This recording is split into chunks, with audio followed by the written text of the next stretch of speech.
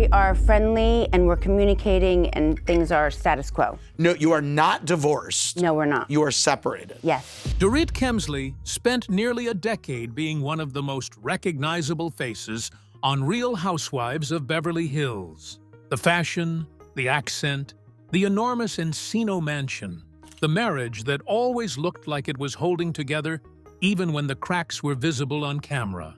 Then, in April of 2025, she filed for divorce from PK Kemsley after 10 years of marriage.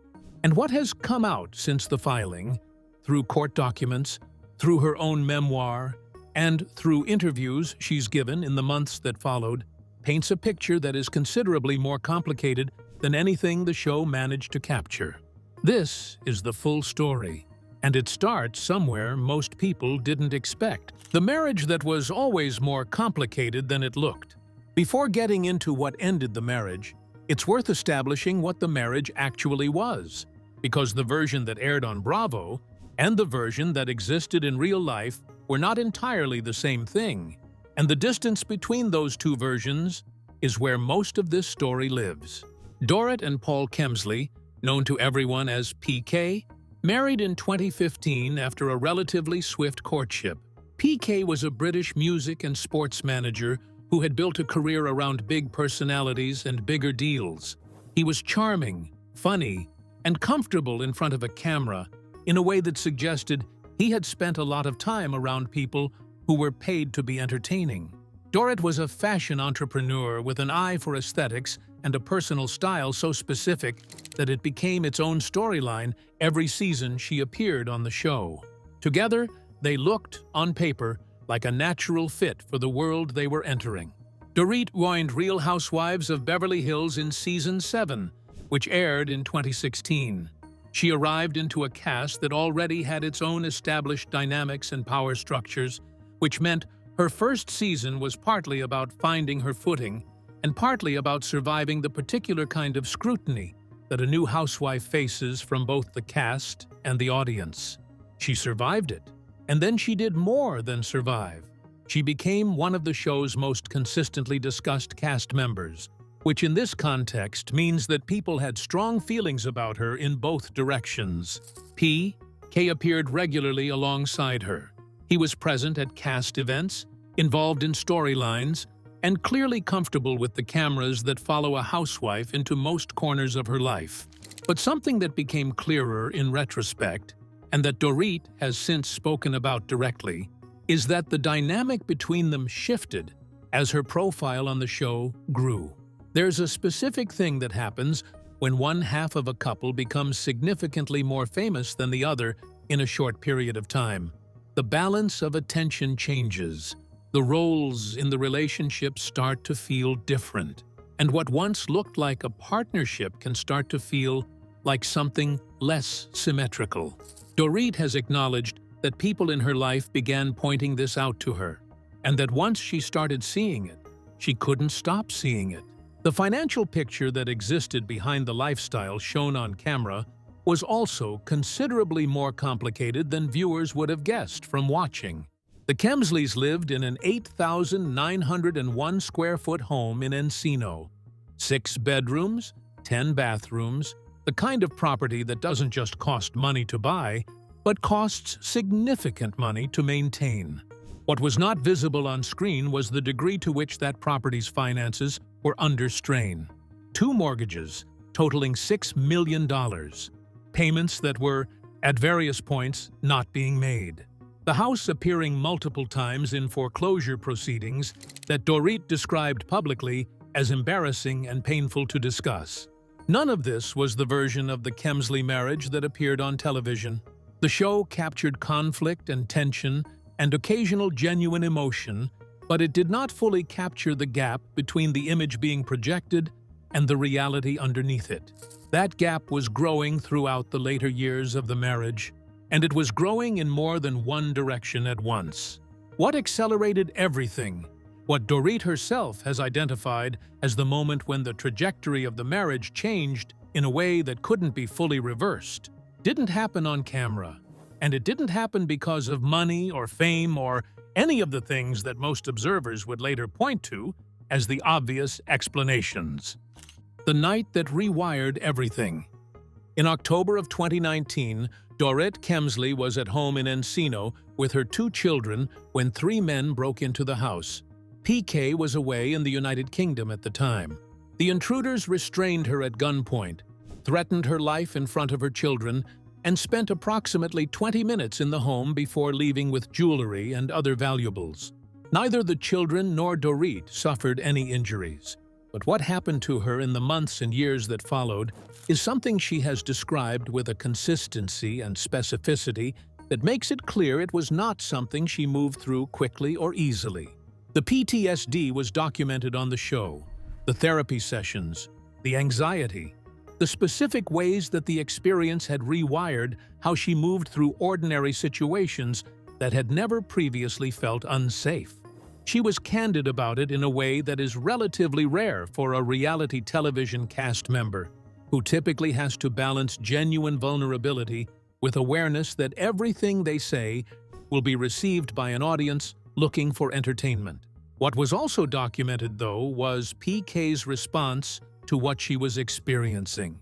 His position, captured on camera and discussed in the context of their relationship, was that he understood the anxiety, but viewed some of what she was describing as disproportionate, that elements of what she was calling PTSD were, in his framing, something closer to anxiety that could be managed more efficiently than she was managing it. He used the word obnoxious in reference to certain elements of what she was experiencing, which landed badly both on screen and among viewers watching at home.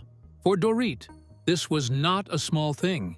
She has described the period following the home invasion as 2.5 years during which she was not living, but surviving, existing, rather than being fully present in her own life. And she has been specific about the role that PK's absence played in that period. Not physical absence, though there was some of that given the amount of time he spent in the UK, but emotional absence. The sense that at the moment when she most needed her husband to be in the same place she was, he was somewhere else entirely, and did not appear to want to close the distance. There is a particular kind of marital fracture that comes not from a single identifiable event, but from the accumulation of moments where one person needed something and the other person was not able or willing to provide it. Dorit has described the end of her marriage in almost exactly those terms. "Death by 1,000 paper cuts" was the phrase she used, and it was a phrase she used more than once because it was genuinely accurate. No affair, no single catastrophic betrayal, just the slow accumulation of distance, of unmet needs, of 2 people who had been intensely codependent, gradually living more separate lives, until the separation stopped being a temporary state and started being the actual shape of the relationship. The home invasion was the beginning of that separation in a real sense, because it was the moment where Dorit needed PK to meet her somewhere and he didn't. And the distance that opened up in that period never entirely closed again. The financial war that went public. If the emotional dissolution of the Kemsley marriage was gradual and complex, the financial fallout from the divorce has been considerably more direct and considerably more public, partly by choice and partly because court filings don't stay private for long. PK filed court documents in the spring of 2025 that contained a number of specific claims about Dorit's financial behavior during the marriage and after the separation. The headline figure was $1 million. His claim that Dorit spent approximately that amount annually on luxury clothes and personal items.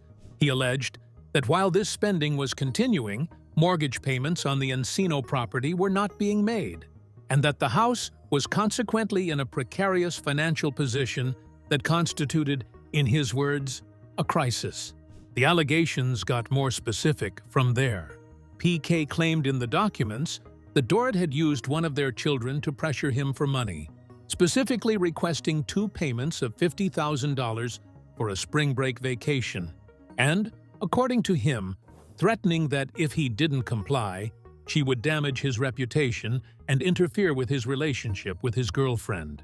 He claimed she had been aware of the foreclosure situation all along contrary to what she had suggested publicly, and that he had warned her repeatedly about the financial position they were in. Dorit's response to these allegations was to push back on the core claims directly.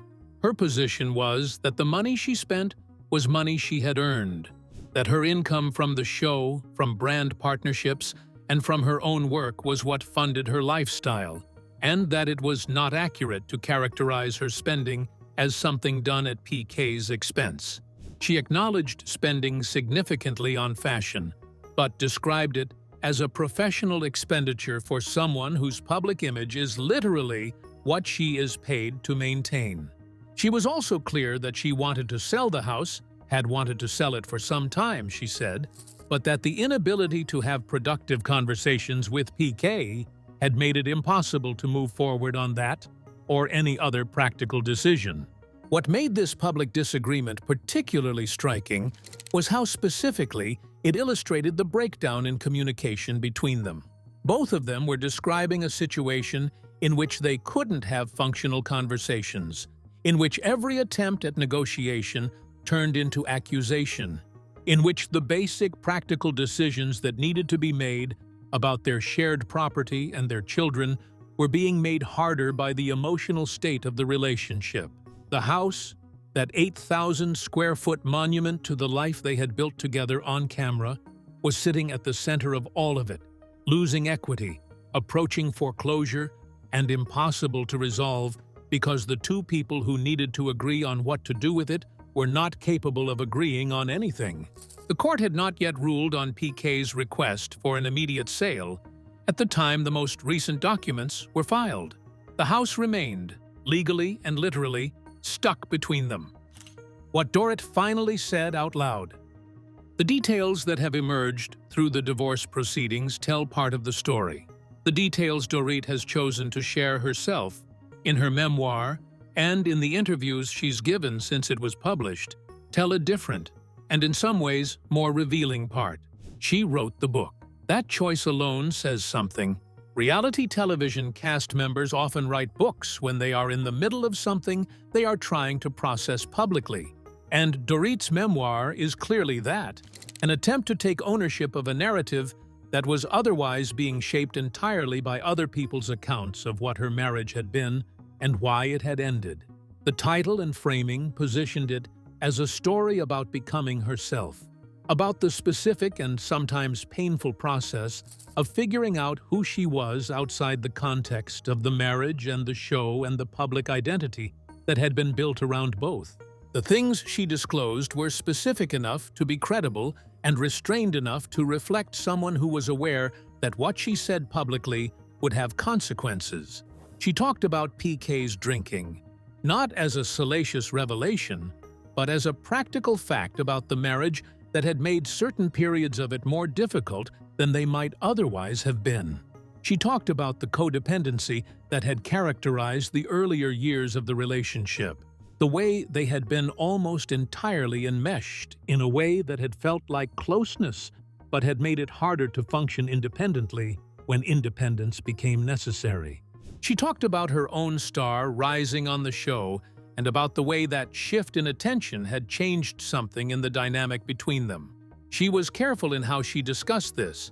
She didn't frame it as PK being unable to handle her success, but the implication was there, confirmed by her acknowledgement that when people around her began pointing to the dynamic, she started seeing things she hadn't been seeing before.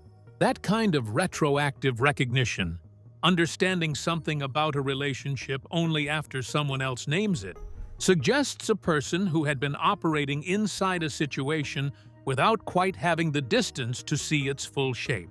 What she was clearest about was the home invasion as a turning point. She was direct about having needed PK to show up in a specific way, and about his failure to do that. She was clear that the gap that opened in that period was one that neither of them had fully managed to close, and that the gradual separation that followed, the increasingly parallel lives, the reduced communication, the distance that stopped being temporary, was the actual mechanism of the marriage's end. Not a single moment, a process. She was also clear in a way that comes across as genuinely felt rather than performed for an audience, that she didn't regret the marriage itself. She said she would do it again the same way, that she had believed it was going to be permanent, and that the version of herself who walked into it had not been wrong to believe that. That's a specific and somewhat unusual thing for someone to say in the middle of a contentious public divorce, and it suggests a person who is genuinely trying to account for what happened rather than simply construct a version of events that vindicates her. Where Dorit Kemsley actually is now. The public version of Dorit Kemsley in the months following the divorce filing is noticeably different from the version that appeared on screen during the difficult seasons that preceded it. People who have followed her career closely have noted it. The tension that was visible around her on camera during those later seasons has eased. She looks, by most accounts, like someone who has exhaled. She is 49 years old. She has 2 children. She has a career that she built largely on her own terms, and that exists independently of the marriage and the life that surrounded it. She has a memoir that puts her account of the last several years on the record in her own words. And she has been consistent in everything she has said publicly about not wanting to use the divorce as an opportunity to destroy PK.